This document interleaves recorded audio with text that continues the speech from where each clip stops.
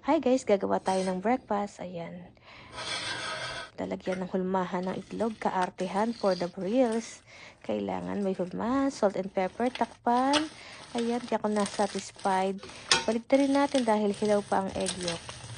Ayan, pasok ito ng itlog na ito. Tanggalin natin. Isunod naman natin ang chicken patties. Ayan, at ang ating homemade longganisa. Kung gumawa niyan guys, masarap yan. Ayan, takpan natin ng maluto agad. At syempre, gusto natin ang nagka-caramelize. Init-init yung palibertarin.